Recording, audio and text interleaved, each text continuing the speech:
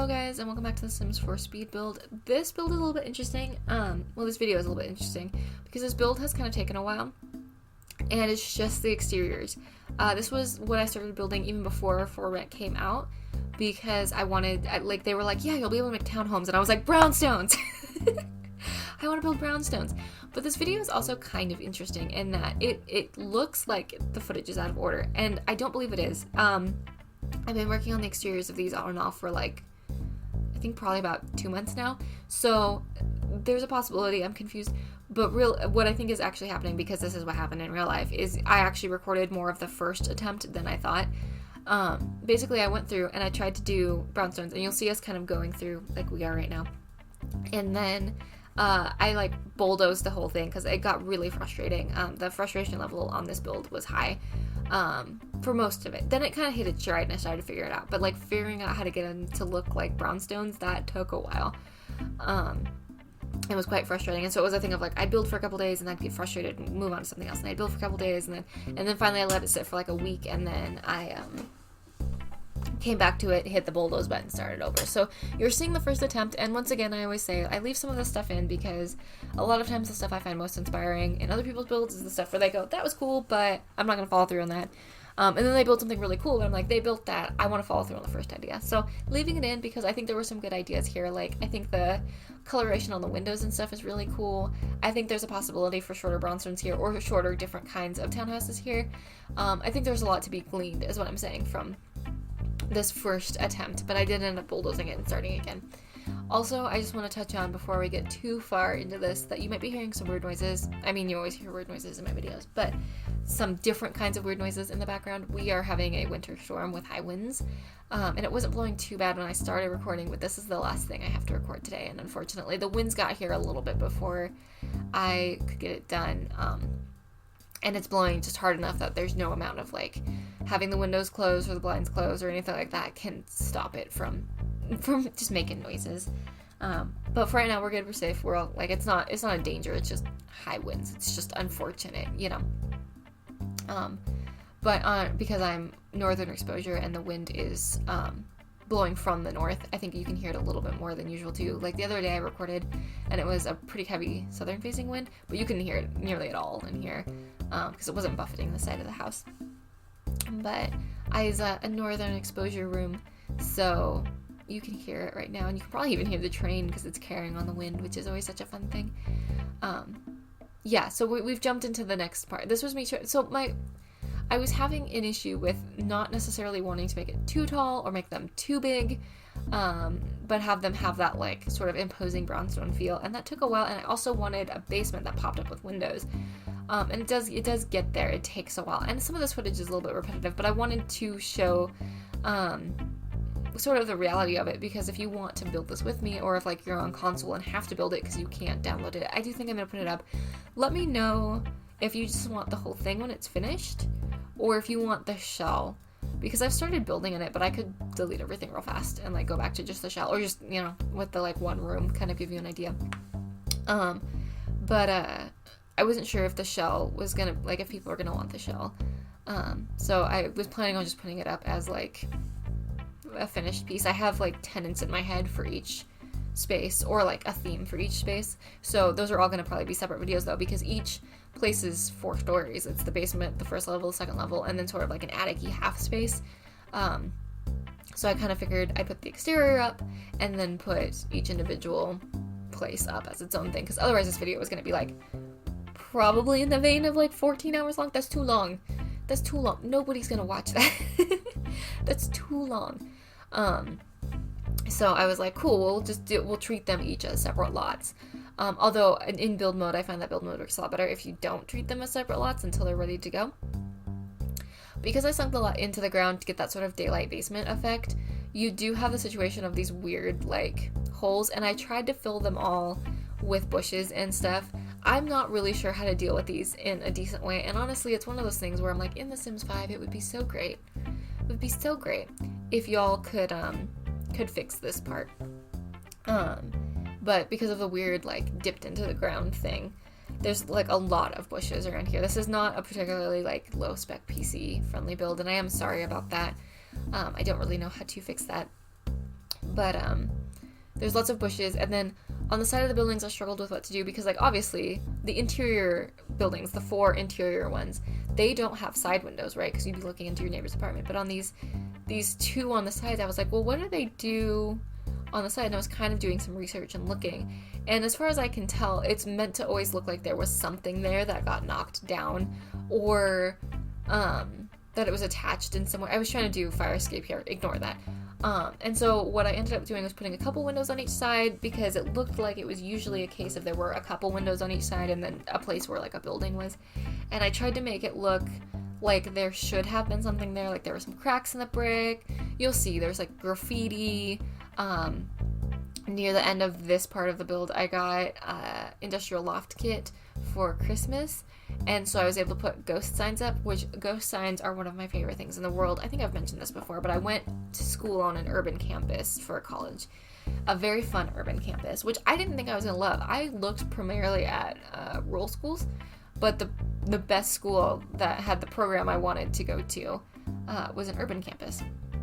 And there were ghost signs everywhere, and I loved them so much. It was such a cool, because it was in part of the town that was pretty run down and rough. It was actually the brewery district until the university moved in, and so it was kind of funny because, like, on the main road, if you went like at the main intersection, this is not making this sound like as big a town as it is, but it's kind of a weird spread out town.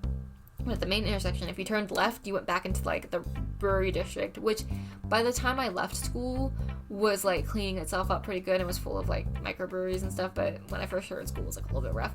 And then if you turned right, you were on the college campus, which had like tried to clean itself up pretty good and stuff. And but because it was like old breweries and old warehouses and old, like the train tracks ran right through the middle of campus. They weren't active by the time I went to school, but they were active the year before. So they used to joke that your only excuse for being late to class was if a freight train went through, because it was part of that part of town, if that makes sense. Like, it was right up against the port and stuff.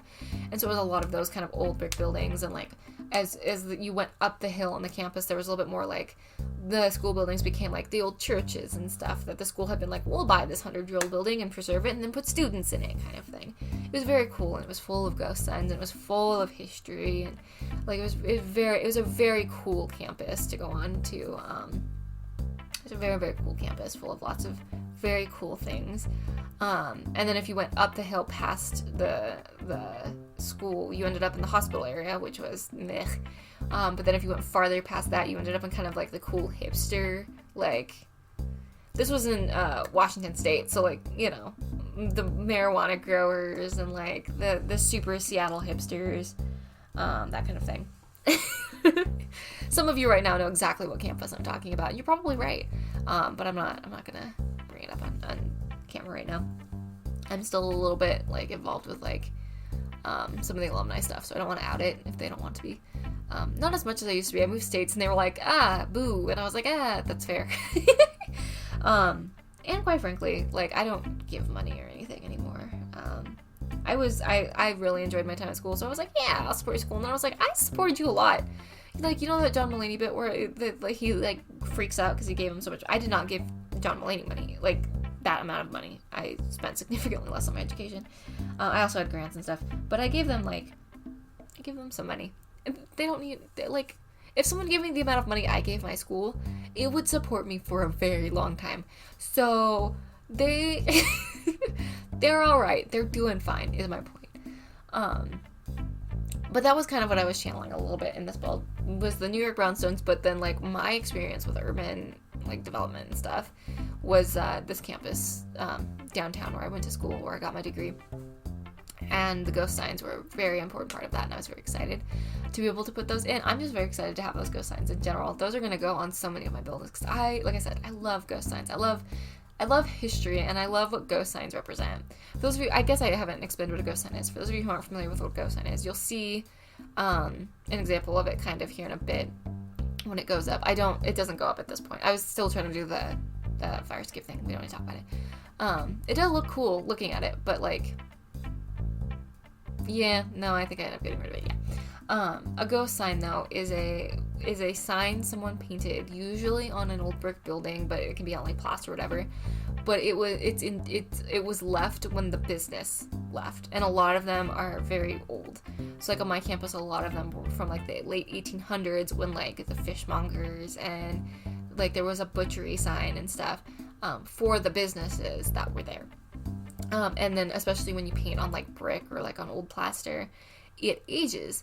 And so it becomes like very transparent. It becomes very faded. Again, you'll see sort of the Sims example coming up here in a little bit when we switch over to the newer footage.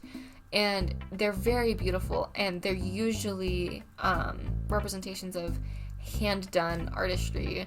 They were hand-painted. They were put up very specifically. They're like very niche information about the world that you're currently in. So like where I lived, it was very like port themed. It was very like fish and like bricklaying and stuff like that. Very industrial themed, and they're very pretty, and they're becoming less and less common because when you knock down the building, you take them down with, you can't, it's very hard to preserve ghost signs without the building they are on, unless you were to maybe take the wall out, but that's very difficult.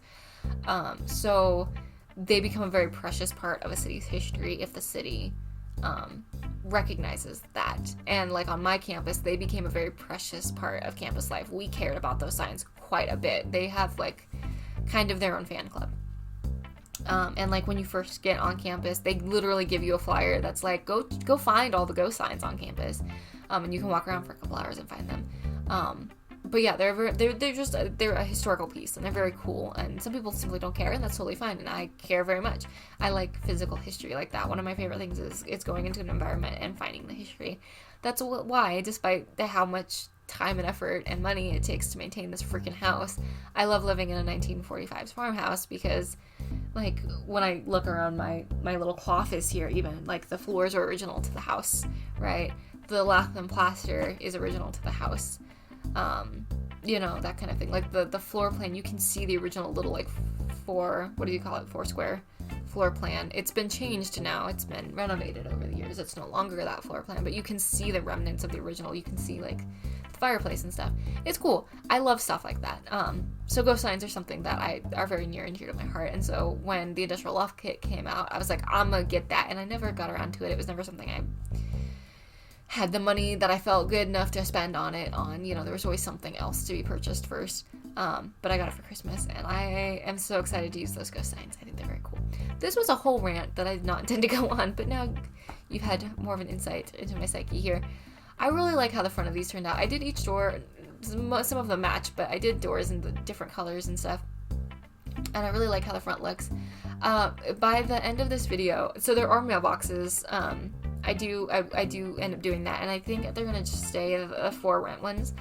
But there's no mailboxes in the final screenshots, because I kind of got to thinking, and I was like, I don't know yet, until I finish these builds, if I want to do the community mailboxes, or if I want to do a mailbox specifically in front for everybody. Also, the backyards aren't really done. They're kind of done. I tried to kind of do them. I wanted to do each brownstone like it had lived a different life. But I'm assuming the backyards will get changed and fixed as I put people in them.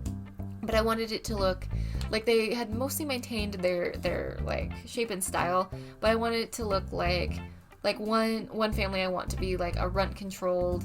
The grandma lives there with her granddaughter. One I want to be like kind of dark academic themed because it's a professor. One I want to be super minimalist. It's been updated more recently.